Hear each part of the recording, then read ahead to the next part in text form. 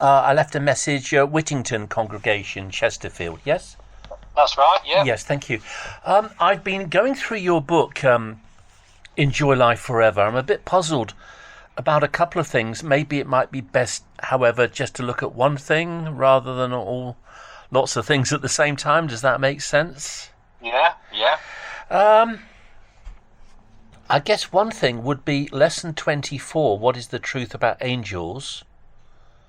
Right. On page 99, paragraph 3. Do you want to read it or shall I read it? You can do. I've not got that in front of me at the moment. Did you want someone to call to see you? Well, I value my privacy. I'd prefer to speak on the phone. All right. Okay. Yeah. Okay, I can read it for you. Though, would it be better if you had been prepared? Satan and the demons mislead many people through demonism or spiritism, which is the bad practice of trying to communicate with spirits. For example, some people consult astrologers, fortune tellers, psychics, and witch doctors. Others seek forms of medical treatment that involve spiritism. People are also tricked into believing that they can speak to the dead. But Jehovah warns us, do not turn to the spirit mediums and do not consult fortune tellers. He gives us this warning to protect us from Satan and the demons. They are God's enemies and they want to harm us. It seems to be saying that to communicate with spirits or to communicate with the dead is kind of wrong. It's not taught in the Bible. Is that right? Yeah.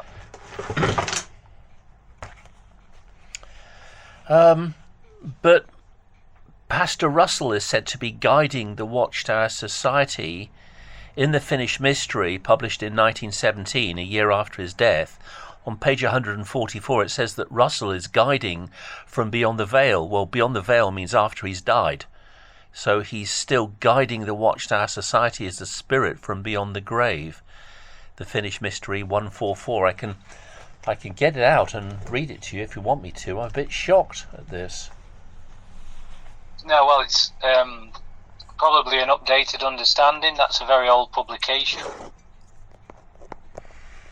Yeah, but it's saying that Russell is guiding the Watchtower Society after his death. That's spiritism, you see. Yeah, like I said, it's probably an outdated publication. They thought will be completely different now. Right. But are you associated with Witnesses in any way? No, never. I used to go to an evangelical church, but I gave up years ago. Right. So you've never been sort of in contact with Witnesses before, or? I've spoken to them before. I've spoken to them at the cart, yes, but no, I've never been a Jehovah's Witness. Is that the cart locally in Chesterfield? No, it was to the south. All right. Yeah. I mean, I'm kind of shocked. You see, I find this a bit hard to believe that you say spiritism is wrong, but the Watchtower has involvement in spiritism. You see, that's what kind of I find, with respect, I find that a little bit inconsistent. How does the Watchtower have involvement in spiritism? Well, the Watchtower has claimed in Vindication Book 3, page 250, that angels who are invisible to human eyes have been passing messages from the Lord, that's Jehovah God in heaven, to the remnant here upon the earth. So wouldn't that be, why should I trust this? If a Mormon knocks on my door, hello sir, I'm from the Church of Jesus Christ of Latter-day Saints, and they tell me about Joseph Smith and he saw the angel Moroni, although in the handwritten transcripts it's actually Nephi, not Moroni, and Moroni gave him these golden plates, which I'd like to look at, but I can't because they mysteriously disappeared. And then Joseph Smith translated the Book of Mormon, which he got from by angelic guidance. Should I trust that? I mean, should I believe that? There are lots of religions who claim that their religion is true because angels or the dead are guiding them. And it seems that the Watchtower would be one of these religions. I say this with respect. I say again, Vindication Book 3 says that angels who are invisible to the human eye have been passing messages from the Lord to the remnant here on earth. You know, I mean, that's kind of a form of spiritism, isn't it? You're getting guidance from angels. Well, how do I know it's good angels, not the bad angels, or how do I know it's not happening at all? It's just made up to give the leaders authority. I mean, why should I trust this? Well, there's a clear distinction between angels and demons. Demonic activity is always destructive. Angelic activity is certainly not that way. Right.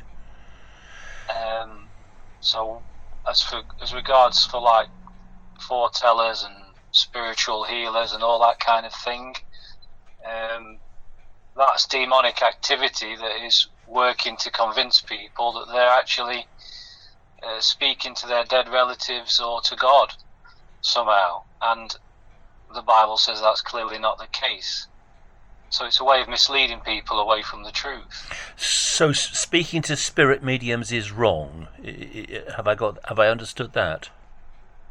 Well, it would be, yeah, because you're trying to connect with the dead generally, and the dead are conscious of nothing at all, as the scriptures say. Well, I think the context there is under the earth. The dead are conscious of nothing upon the earth. It's not saying the dead don't exist. They don't know anything because they don't exist. I think the context is upon the earth. But look, your book says, let me just go to your book again, paragraph 3. Others seek form of medical treatment that involves spiritism. People are also tricked into believing that they can speak to the dead. But Jehovah warns us, do not speak to the spirit mediums and do not consult fortune tellers.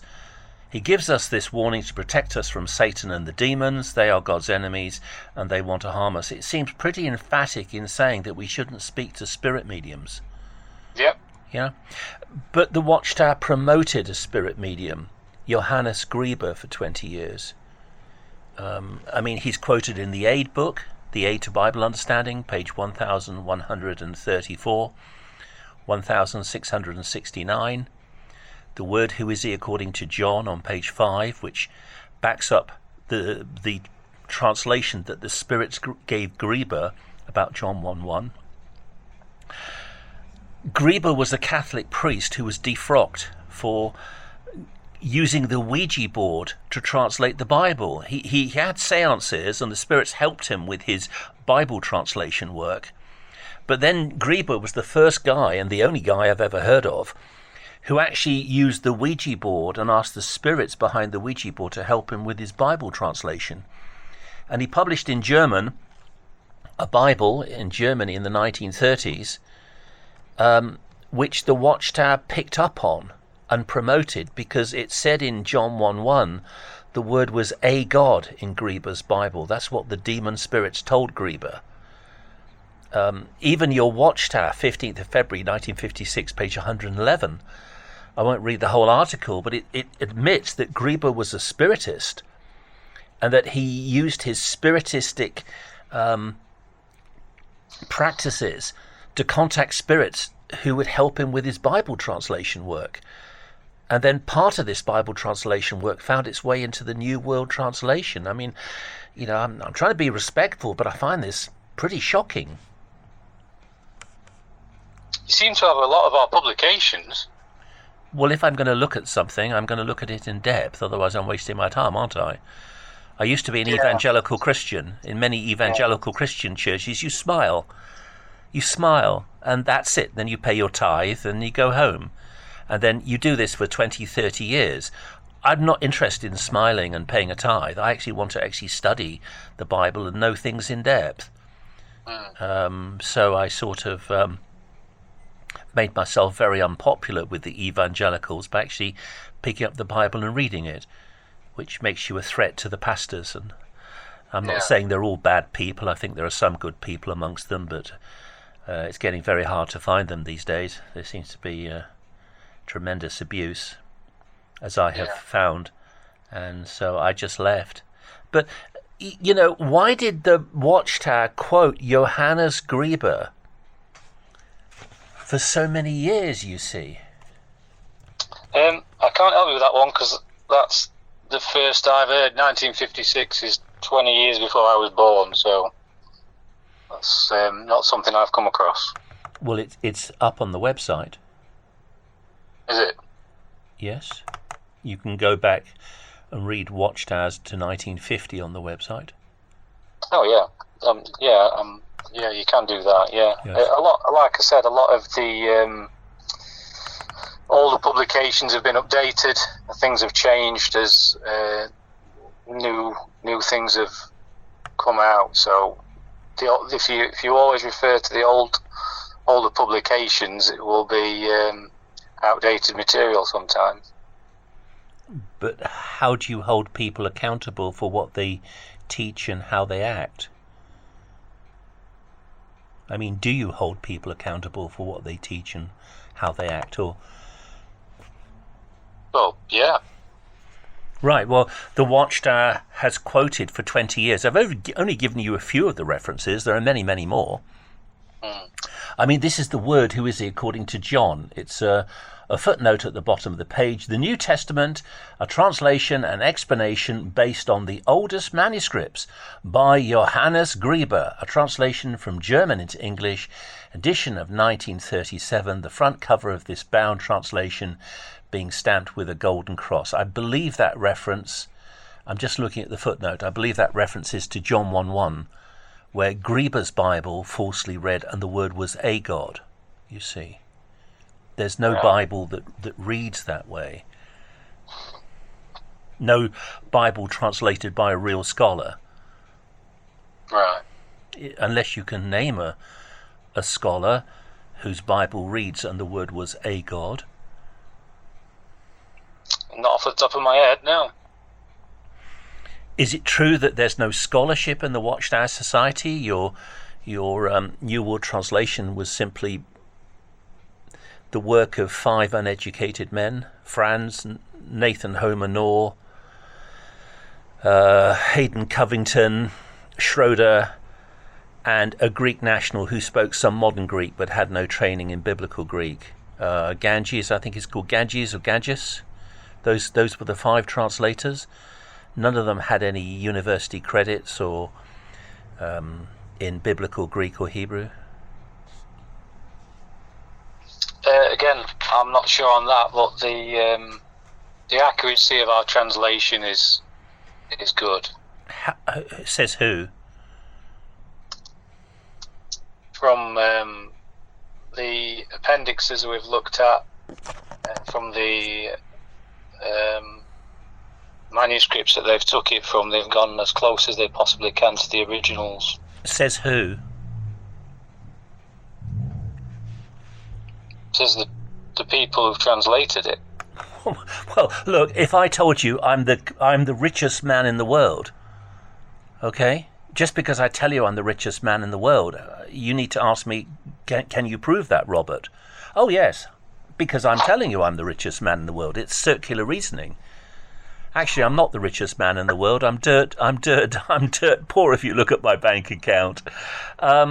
Just saying that the New World Translation is produced by scholars, says who? Says the people who wrote the New World Translation. That's not proof. That's, with respect, that's circular reasoning. We know that Franz, the head translator, didn't speak Hebrew. We know that because he was tested under oath in court. Have you heard of the Douglas Walsh trial? No, I've not. Obviously, it's clear, though, that you decided that You found too many things that are wrong for you personally, so I think you've answered your own question as to regards this is not the way forward for you. Well, I'm giving you an opportunity to answer. You'll find the Douglas Walsh trial mentioned in the 1973 yearbook on pages 133 to 135. Douglas Walsh was a Jehovah's Witness who went on trial because he refused to be inducted into the British Army. And the Douglas Walsh trial went ahead in Scotland in 1954. Now, what happened was the defence, the Jehovah's Witness side, they called Frederick W. Franz, they called him as a defence witness. So he flew to Scotland in 1954 and he was a witness in court so that this Jehovah's Witness, Douglas Walsh, would not go to prison. Now, on page 7 of the court transcript, the prosecution barrister said to Franz, and I'm trying to get the transcript up. I've got a paper copy of the transcript. I bought it. Cost me quite a lot of money a little while ago. On page 7, the prosecution barrister names various European languages. He says, quote, this prosecution barrister, I think you are able to read and follow the Bible in Hebrew, Greek, Latin, Spanish, Portuguese, German and French. Answer from Franz, yes. So Franz says he spoke all of those languages, including Hebrew. Now, he was an educated man, he was a clever man, self-educated, and he did speak several European languages with a thick accent. How well he spoke them, I don't know. But I admit he was an intelligent and a clever man. However, on page 102 of the court transcript, the prosecution barrister handed Franz a Bible, probably a King James Bible, because that's the ones that are used in court. And he asked Mr. Franz to translate aloud for the court from English back into Hebrew the first verse in the Bible that mentions the word Jehovah. That's Genesis 2 verse 4. And Franz said he couldn't possibly do that. I've got the page 102 here. So the barrister says, I think we come to the name Jehovah in the 4th verse, don't we, of the 2nd chapter of Genesis, page 34. Franz, yes. Barrister, yes. No, barrister, you yourself read and speak Hebrew, do you? Answer from Franz, I do not speak Hebrew. So he perjured himself under oath, because he said on page 7 of the transcript he did. Question, you do not. Answer, no. Question from the barrister, can you yourself translate that into Hebrew? Answer from Franz, which? Barrister, that 4th verse of the 2nd chapter of Genesis. Answer from Franz, you mean here? Barrister, yes. Franz, no, I won't attempt, and then on the next page, page 103, to do that. So under oath, he admitted he didn't speak Hebrew, and he couldn't even translate a very simple passage of the Hebrew Bible into English aloud for the court. That's the head translator of the New World Translation. Why should I trust a translation that has absolutely no scholarship at all? Well, maybe you shouldn't then. Why do you trust it? Because I know it's accurate. Give me one example of where it's accurate, please. There's many, but I don't want many, just one. Just give me one. Let's look at one. I feel that all you're trying to do is disprove things to me, which I appreciate is, your right to do so. But we're just going to go around in circles. So if there's no real interest, then there's no point sort of continuing. Well, I am interested. I'm interested enough to do an awful lot of research. Well, that is absolutely clear. I mean, you bought a transcript of a court case from many years ago. So that's mentioned Yes, mentioned in your 1973 yearbook, page 133 to 135, which goes into the Douglas Walsh trial. Yeah.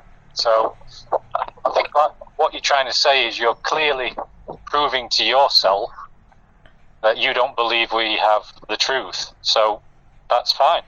I didn't mention the truth. What I have proven is the head translator of the New World Translation did not know Hebrew. Now, for a translator of the Bible not to know Hebrew, that's quite damning. And this isn't an opinion. It's not what I think. It's not what I feel. It's the evidence from a court transcript. The other thing I proved is that Johannes Grieber was a spiritist. The Watchtower, 15th of February 1956, page 111 says he was a spiritist, and yet they still used him for over 20 years. And I gave a few references. There are about 20 references, I think, in various pieces of Watchtower literature where they quote him approvingly. I gave you a couple.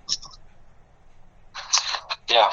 So the Watchtower is making use of a spiritist translation of the Bible, where the demon spirits contacted Johannes Grieber through the Ouija board, and they told him that John 1:1 should read, "And the word was a God." That misrendering comes from the spirit world. It comes from the demons.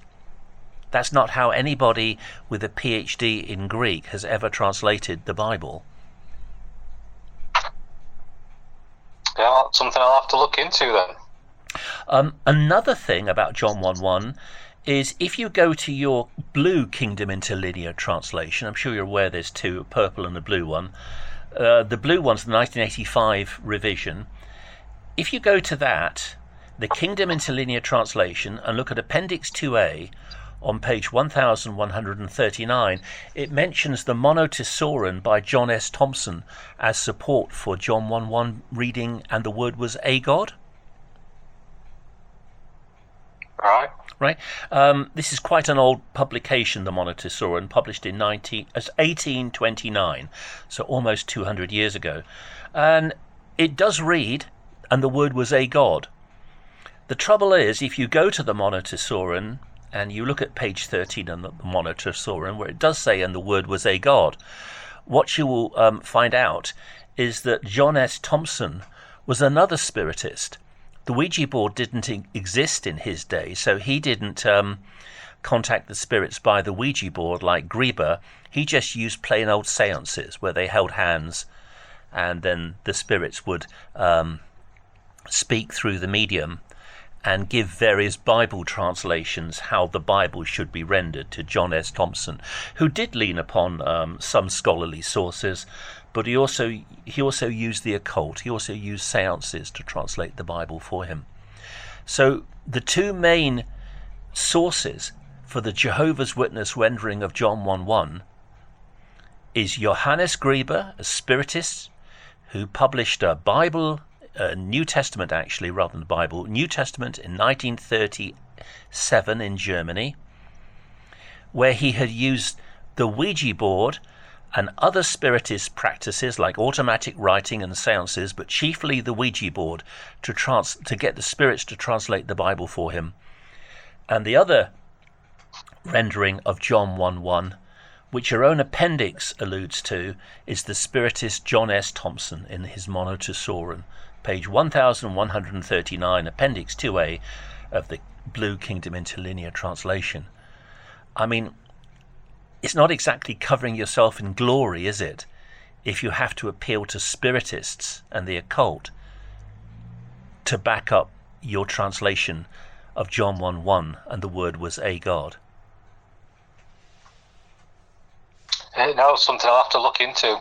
Okay, well, that's great. Look into it and get back to me, please. That would be great. All right, thank you. Thank you very much indeed. Bye-bye. Bye.